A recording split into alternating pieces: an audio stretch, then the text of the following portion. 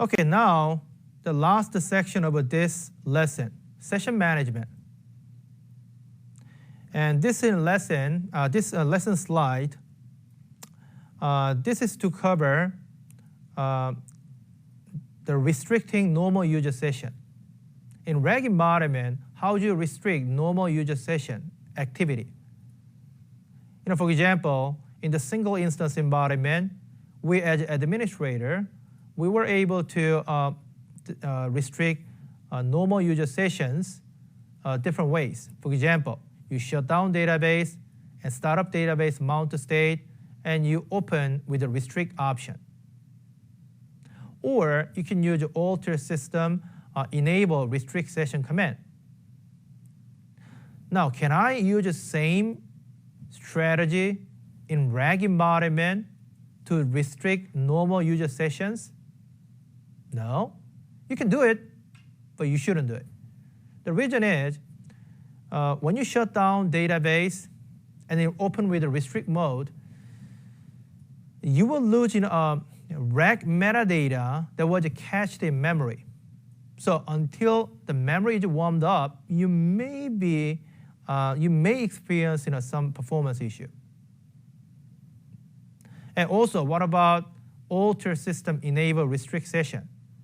When you issue alter system command to restrict session, that's only applicable to connected instance. If you have a 3-node cluster and you connected it to instance 1 and you issue the alter system command, we only restrict normal user sessions in that instance. User still can connect to database through instance 2 and instance 3.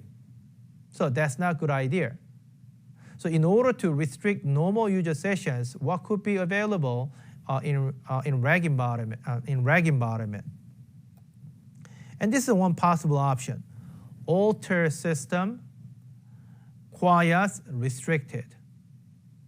And what it does, it will check active transactions. And once active transaction is complete, then restrict normal user sessions. And all your existing normal user sessions will be in the pending mode. Now, when user attempt to connect at this point, user connection will be in the pending mode. Okay?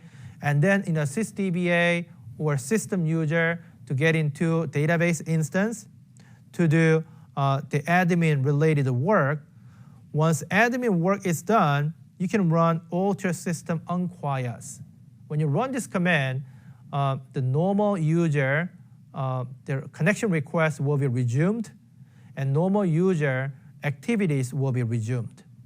So it's a good idea to restrict normal user session by using alter system quiet restricted command. So by doing so, we can manage a normal user session in a better way in RAC environment. And also, it's possible to identify sessions connected to remote instance. And also, it's possible to kill remote sessions by using alter system kill session. And you have to specify instance number. So by doing so, we can kill remote session when needed. And here are the commands that affect instances. In the single instance database, we use the same SQL command: archive log, connect, recover, show parameter, and show SGA, startup, shutdown, and show instance. And we can use pretty much the same command in RAC environment as well. And we have transparent data encryption and key stores in RAC. Now we will have to know what is a TDE, transparent data encryption. Then we will have a better understanding of key store management in RAC environment. So let's get into here. This is an example of transparent data encryption. And transparent data encryption is the way to encrypt business-sensitive data at the OS level. The reason why we need TDE is Suppose that there are a group of users that do not have a database privilege. However, a group of users have OS level permission. That means at the OS level, users can read the data files and understand the business information. So in order to protect your data even at the OS level, in addition to database level, you can apply transparent data encryption so we can encrypt data even at the OS level. So the idea is I have one table and I want to encrypt business sensitive data. Now, in order to encrypt business sensitive data, we will use encryption key. This encryption key will encrypt business sensitive data. Now, where is the location of this encryption key? The location is data dictionary. But the thing is, we're not going to store encryption key in the data dictionary as it is. Why? The reason is, if someone can extract data from data dictionary and extract the data as original data, then that's too risky. Because of this reason, what we're going to do is your encryption key is encrypted by using master key.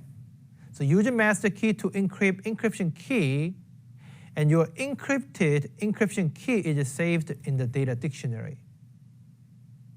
And where is the location of a master key?